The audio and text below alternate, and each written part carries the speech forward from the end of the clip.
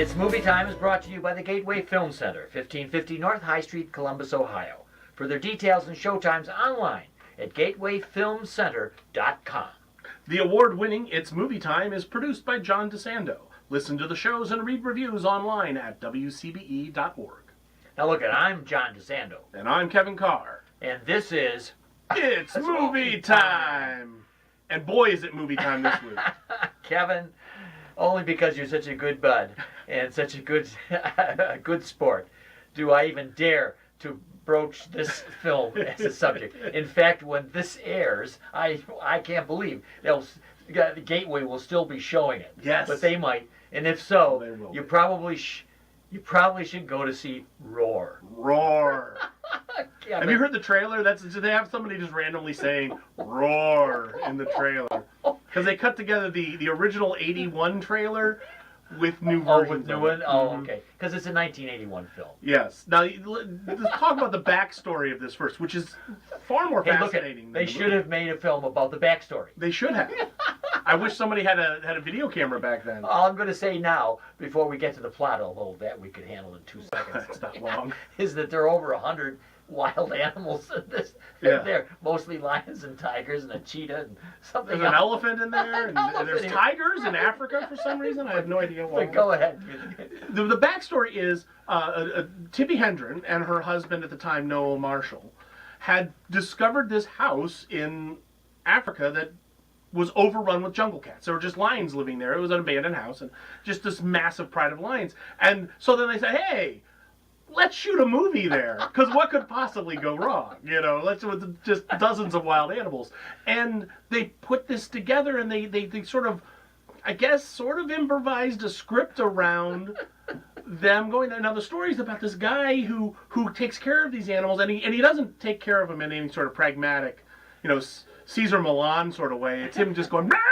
That's how he herds them. Yeah. But boy, that gets old. It's crazy.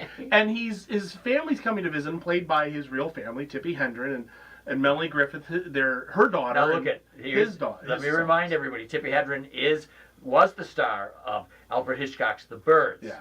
And he foreshortened her career after that. Yeah. He wouldn't have let her. But the point being that she was amongst all those wild animals which are called birds. She does not do well with animals. So why she was doing this? Because she must have loved her husband. They Yeah. divorced a year after this movie. I'm surprised. Well, the whole thing is, and then their family's coming to visit him. For some reason, he decides to go hundreds of miles away to do something. Yeah, he gets delayed. And gets caught up, and they show up, and they're like, "Hey, where is he? Oh my gosh, look at all these cats!" And then the next hour is them being chased by lions in the house. Although I suspected that some of them were trained animals, it's alleged that they aren't. Yeah. But some of them, for instance, ones that get shot and fall. I mean, there's a way they have to do that. I don't think they were any digital. No. At that time. So, but anyway, you have shots of these animals caressing these people where they could break their necks in a minute. Climbing on them, tackling them, gnawing on their legs. And in fact, backstory. Yes, there were no animals apparently allegedly were harmed. They say that at the beginning, but no 70 animals. Injuries occurred to the crew and the cast. I mean, Tippi Hedren broke her leg. Melanie Griffith had to get reconstructive surgery. Noah Marshall, he got injured and he got gangrene. He almost lost a leg during. And John DeBont. Yeah, John DeBont was injured during this whole thing because he's the cinematographer, the guy who directed.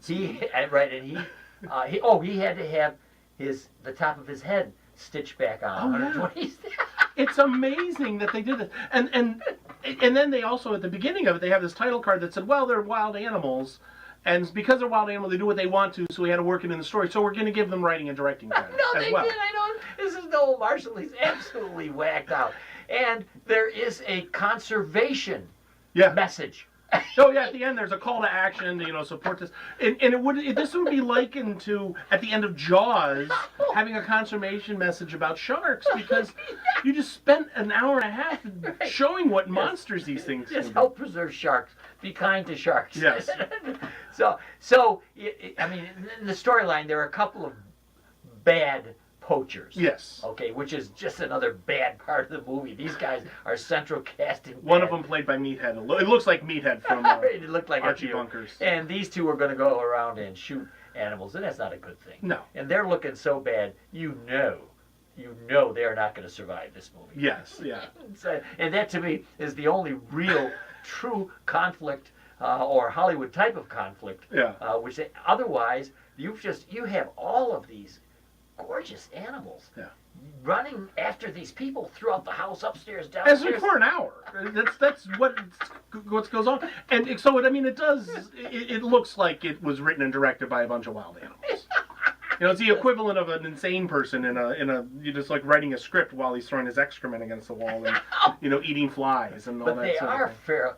They are house trained, it seems. These cats. Could you imagine? I can't even imagine the smell in that place because it's Africa. Because it's gonna be hot and sweaty. God. And Kevin, you'll learn.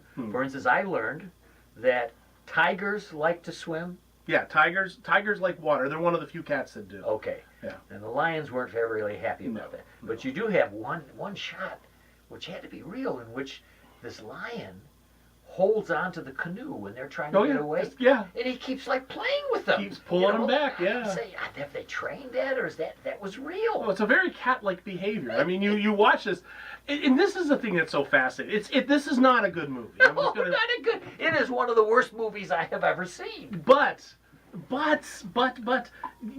there's an appreciation to bad cinema. If you have any appreciation for bad cinema, this is a must-see because it is so insane and just nonsensical. It's genius in its own right. It's sort of like taking some artifact and burying it in the sand and then digging it up years later and be like, well, it was a piece of junk back for the Incas, but it's priceless. You can put it in a museum now. I know. In fact, you could take a whole bunch of friends and have a very good time going to this movie. I mean, just because you'd be rolling your eyes in your head and say, I don't believe it. I don't believe this. And then when you find out, as we have given you the backstory of this, it's even, you can appreciate even more because some of that blood might have been real. I'm sure some of it was. I mean, you've got like stuff like, Plan 9 from Outer Space. All right, so The Room. Yeah. Miami Connection, which was another thing that Draft House Films found that was just a crappy movie from the 80s that they re-released. And you mentioned Plan 9. Mm-hmm. I'd like to say that everybody goes to see Plan 9 because it's allegedly the worst movie ever made. Yeah, it's not. It's There's not. way worse. This one's way worse. I mean, but if you look at some of Ed Wood's stuff, and I've talked to Kevin about this, and I wonder, did Ed Wood know that his movies were so bad? I don't know. I think he was an honest. Yeah. Honestly trying. And that's true about Roar, the movie that we're talking about. There is a sincerity there. Oh, yeah. They seem to believe in all this business, as well as moving toward the end to give you a message about being kind to animals. Mm-hmm. But the movie is so inept. The story is so discursive. And I think the acting is awful. It's terrible. Even Hedren and Griffith. Oh, yeah. It's terrible. It's awful. But I mean, it's a glorious explosion of insanity. It may be a terrible movie, but boy, is it wildly entertaining. All right, Kevin Carr. The movie is Roar. If you're a certain type of person, we recommend it for you. Oh, yeah. If you're a real, and I guess even a cinephile would have to see it for an example of very bad movie. Yeah. So, Kevin Carr, what grade would you award Roar? I'm going to actually give it an A for the experience, because, again, not for the classical execution of a story, but for just the bad movie experience, a must-see. And I would have to award it a C, and I'm being kind because I think these people were sincere, but it is surely one of the worst movies I've ever seen.